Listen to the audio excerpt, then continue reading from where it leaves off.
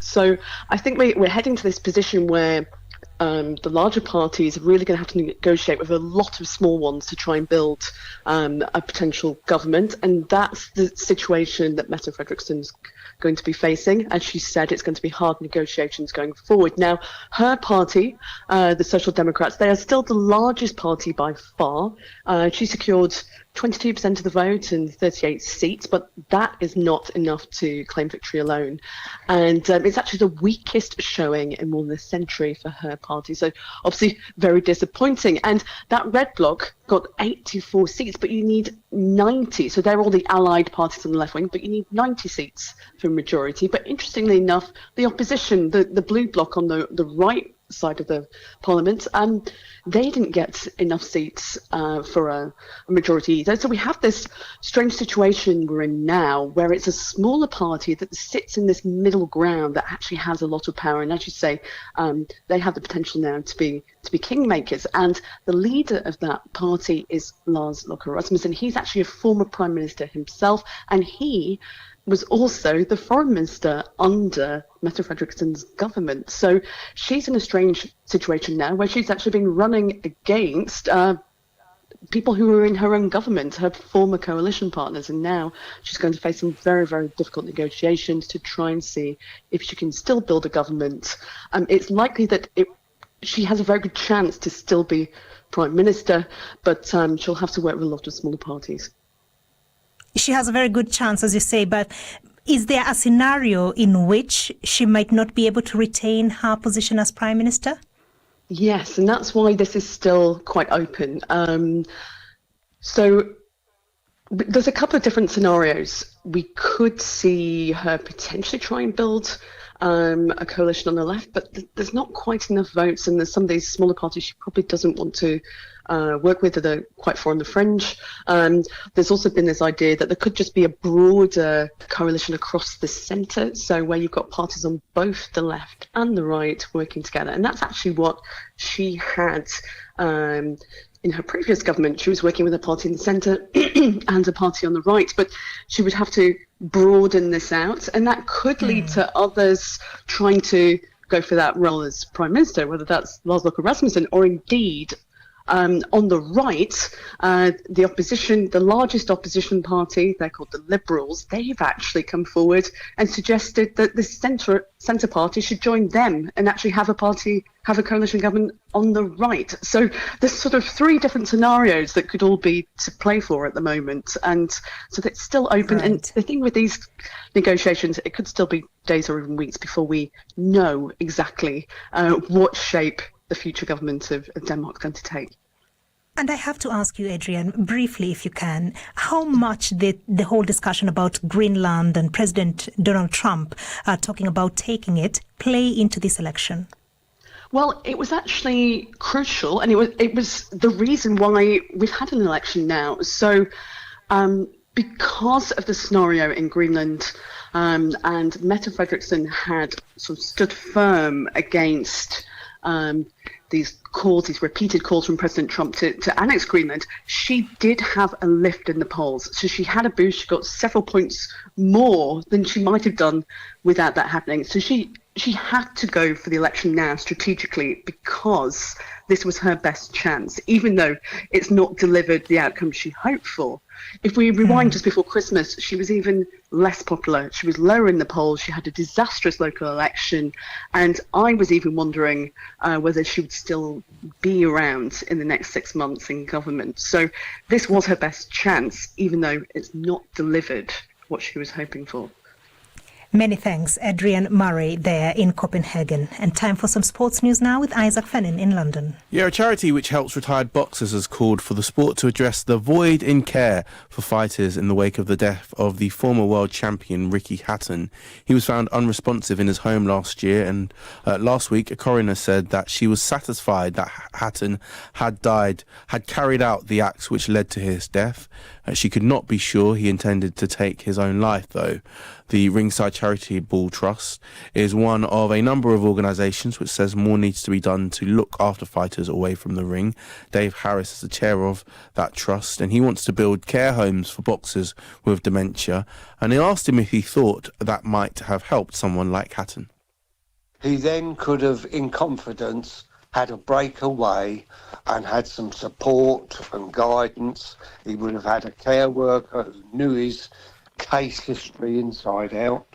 I mean, just our helpline, we had one former British champion that since January this year, he was British champion about 8 years ago. British, I won't say the weight he was, in fairness to him. He was living in a car. He's now got a roof over his head. We had another one, a very well-known boxer who tried to commit suicide not long before Christmas and nearly done the job. So that just shows you, because hospitals don't keep people in if they don't have to. Since then we've got hold of him. He's got support and guidance, but there's no guarantee that these people will not do it again, because we haven't got the home where we could send them to really look at what their problems are. And boxing should have a one-stop shop. We should have two homes, one in the north, one in the south, just like the Jockey Club do, and be in the position where we could help boxers when they retire, just like the military lads. They come out of the army and they've got nothing. A lot of them have got nothing to come out to. That's why there's so many on the streets that are just living rough. And we've got boxers doing the same thing. We're helping as many as we can.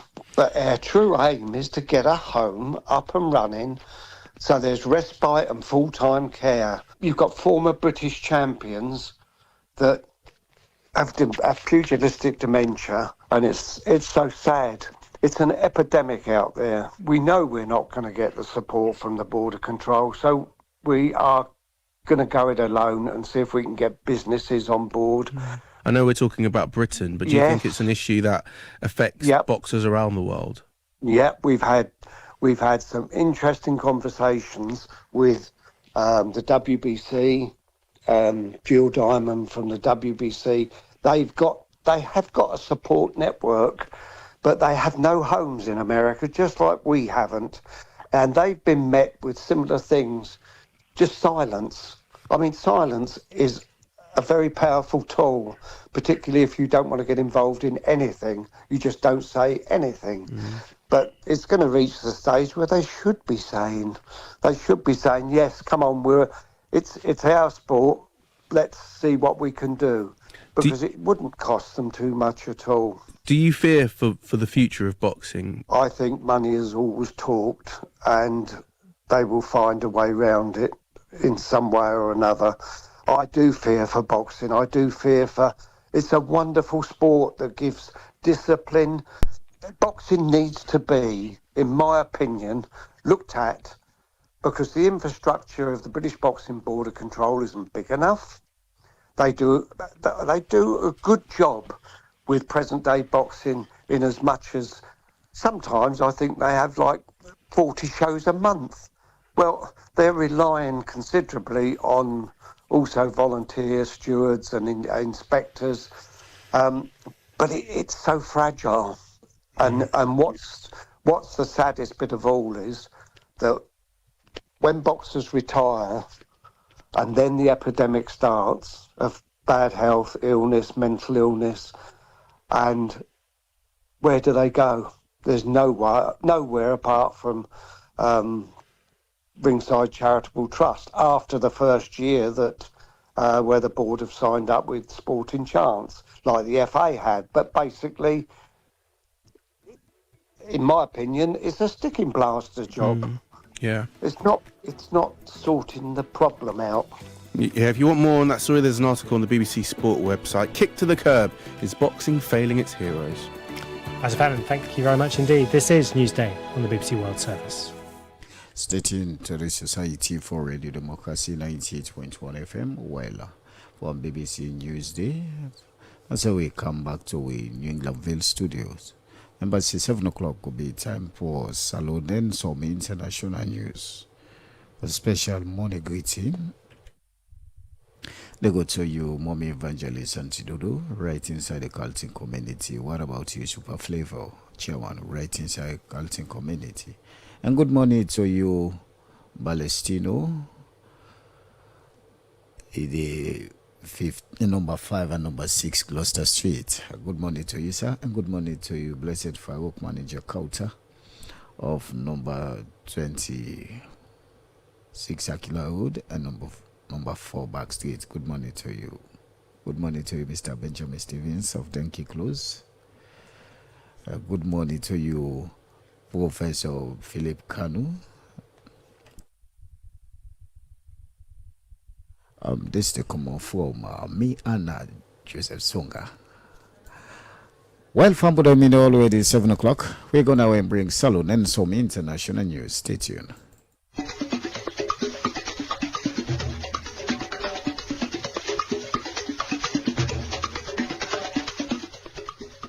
The Society for Radio Democracy 98.1 FM. Now na time for Salone and some international news. But first, the main points inside the news. Some Salone people where the Guinea government deport Monday, March 23rd from Guinea this year, don't allege say the Guinea authority they not be informed them before they deport them. Some people where they use the Newcastle Bridge and Shell Old Road east of Freetown don't call on the Salone Roads Authority for help them build this bridge back as they say don't crack and don't broke if they not make them. And Magistrate Julian Blona, Pademba Road Magistrate Court number 5, don't give bench warrant to Mohammed Sherif and in shorty for where they not been Greek and a court for answer to them case. That's be the main points then. Now for the full news with Theodora Rena. Some community people in Motem Community, Western Rural District are always concerned but the bad condition of the markets where they use. Like the market, we get beaucoup things that we lack of the market. We not get toilets, we not get pump. Then, like if rain the car water the car inside, I think the people don't make the market the way them be like. Then some of the pan they're all in leak right now. Challenge mama is so much. Like one for facing water crisis, the market, the cheap business. Like we do now, we help right now the market. Oh, they face beaucoup, not get pump. Good road not there, they see now. See market, there's also dust. Them people here talk this in our interview with Radio Democracy, where they talk but see plenty challenge them, whether they get every day na the Motem market. As they say, the market not get toilet facility, water not there na the market, where this then say, they make an ad for keep the place clean, and say, inside in season term, the market can leak plenty one. Then people here end up call on government and other authority then for look inside and concern and provide basic facility then like toilets, clean water and proper structure for make the markets better for all man where they use them. Some people where they use the Newcastle Bridge and Shell Old Road east of Freetown don't call on the Salone Roads Authority for help them build this bridge back as they say don't crack and don't broke if they not make them. And that Newcastle Street now exit points where people always be the youth. Some man they take an away, take an PWD. We go come out Texaco. But like they really lack maintenance now this country. Now even the old road, nowadays look where the old region. Because now bypass the road within Newcastle Street, ain't no broke. So like we're not going to go past the young money they make out this thing the Lord, the kind of traffic go there. Not small. You see, I'm all the bike rider there. That one we're working right. Then police they disturb me. So this thing go quite disturb really this bridge. Them people here make this call to Radio Democracy, whether they talk about the challenge them, whether they face for sake of the Newcastle Bridge in current status, where according to them people here, the Newcastle Bridge don't crack for about 2 years now, but say now government's not able to make this bridge. Them people here continue say, them don't tell the Salone Roads Authority about this bridge, and the authority been done barricade them, but say now, they not begin repair them yet. We make them people here continue for call on the body then we concern for help make this bridge quick one before it cause problem at this community. As they say right now this damaged bridge they cause plenty traffic at the Shell community. The chairman for Monuments and Relics Commission, Joseph Kaifala, say the Civil War Museum where they don't open at Robis Village, Kafubulum Chiefdom Lunge Potloko District, and part of in commitment for preserve monument sites them na Salone. Today make 35 years since the attack of Bomaru, which starts the Sierra Leonean Civil War. Over the years, we don't look for space for tell this story properly. I create center when at the center for memory and reparation. Throughout my life since college, I don't think say we need to properly create a museum in this country where we represent what happened. So begin and go to come for land, and we go together from time to time for commemorate the one that we lost at the war. Joseph Kaifala talked this in our meeting with development partner and school picking them. Who said then go open the Salone Civil War Museum for war victim them. Who said school picking and people then go learn but waiting cause the civil war and tin them will be happen during the civil war. Joseph Kaifala continues say the Civil War Museum will a bill and for make sure say Salone people member but waiting be happen and do the tin them we go bring peace to the country. Who said is say in commission don't preserve over 20 monuments grave them na the country. Joseph Kaifala end up call on Salone people for tap for the do tin them where they bring war na the country and Salone people for let them safe we go bring developments na the country. Some Salone people where the Guinea government deport Monday, March 23rd from Guinea this year, though alleged say the Guinea authority they not be informed them before they deport them. No, you from nobody. Just go get X. From there, where is the kitchen now? You get load, you know, get load, you get what I see, but I see you loading that truck. It's peace flag. Yes. Loading that truck. I expect, so you understand, Salone government, you understand, if I don't try for talk to negotiate with them, let at least and give the people the time so that they're not going to lose the property there. But the people that say they might see people there because let me say, we so they give them 500 to 600 for one small papa over the bill. So after 1 2 months, they will come back, the money she plays, then they sell it. Then people here talk this in our interview for Seka one decision where the Guinea authority then take for deport over 500 Salone people, where according to report, the Guinea authority then plan for deport but 1,000 Salone people where they live in Guinea. But by the time where Radio Democracy they put this report together, the Guinea government not be done talk as to why they deport them Salone people here. And safe authority then as Salone safe not be done say anything but this deport where they deport Salone people from Guinea. By the time where we put this report together, Salone government been done carry the people where Guinea deport now the 11 Battalion military barrack na Cambia district. Them planner for deport people them for Seka one decision where the Guinea government take for deport over 500 Salone people from Guinea to Salone, as they say the Guinean authority they not be informed them and take them property them before they deport them.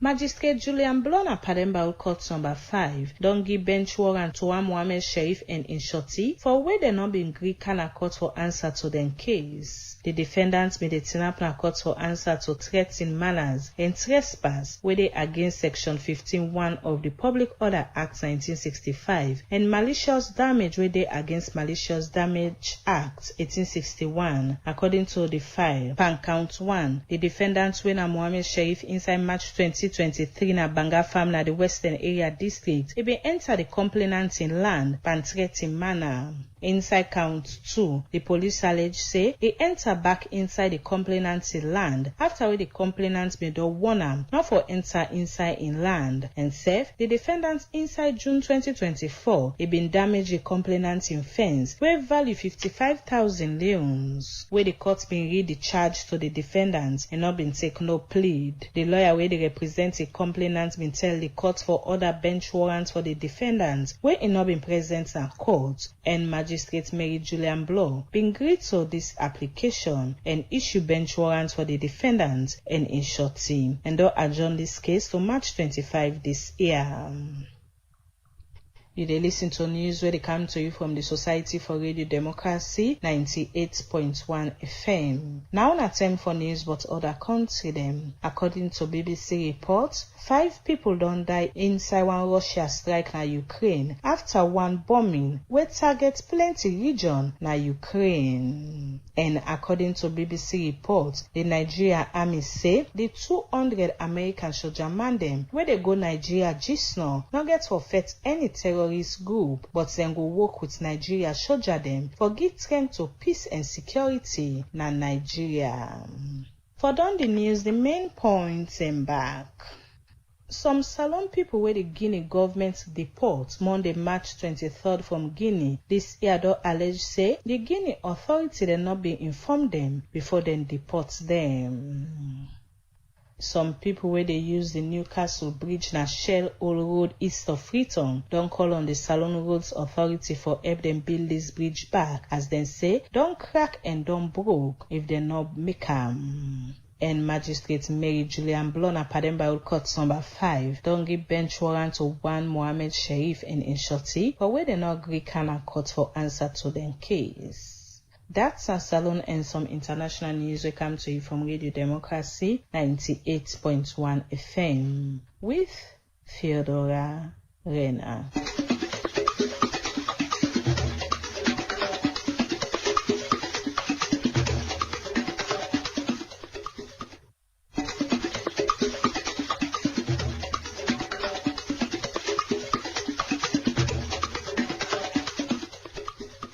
The Society for Radio Democracy Nigeria end up call on government and other authorities. Radio Democracy, the true voice of the people. Hello,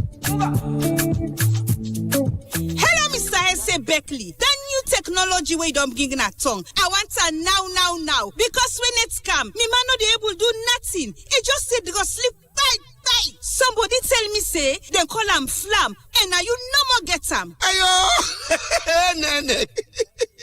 Film not of a mortal man, not battery. Film battery na good battery. We good for all kind motorcar. Na ina number 1 na the wall. And film battery na the best. Me motorcar be non-die for 2 years, 13 months. But no way they show me film battery wa put inside. Na me motorcar the pass on a series.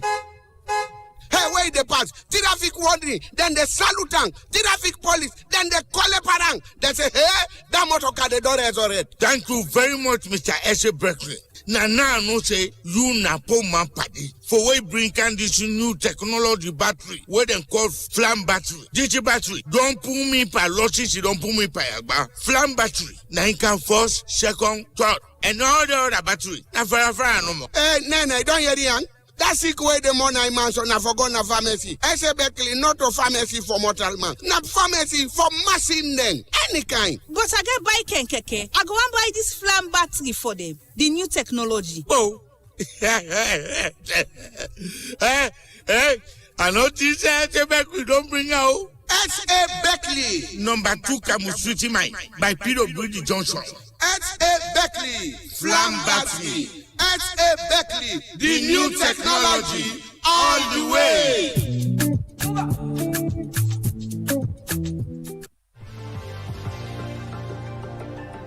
AI networks, the one they were there before per internet service in the country, don't 10 years. That means, say, for 10 years now, they don't connect with to the internet. For 10 years now, they don't make sure, say, we computer, they will connect to the internet and fund them, they work fine one. With AI networks, the internet service, you can live stream, keep online meeting free flow. With AI network, they make sure, say, you always get quality. You for always connect to the internet. Easy one. 10 year not your picking play. For 10 year AI networks, they give the best. AI networks, the internet fast and stable. For customer care, no for talk. Nobody no beats them. AI networks, you can always trust them.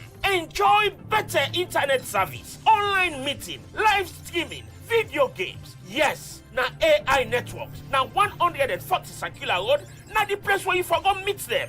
Now. You can call themselves now 088-240-001 or 076-240-001. Join the AI Networks family now and enjoy smooth connectivity.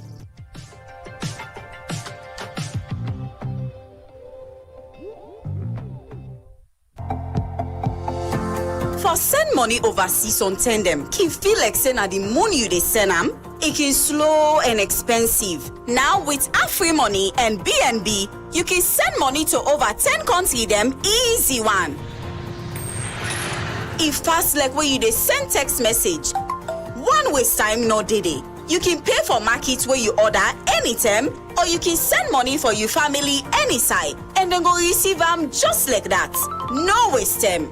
Dial *161 *1 hash from your AfriCell line for send money overseas with AfriMoney. Not so magical, it's just quick and easy with AfriMoney and BNB.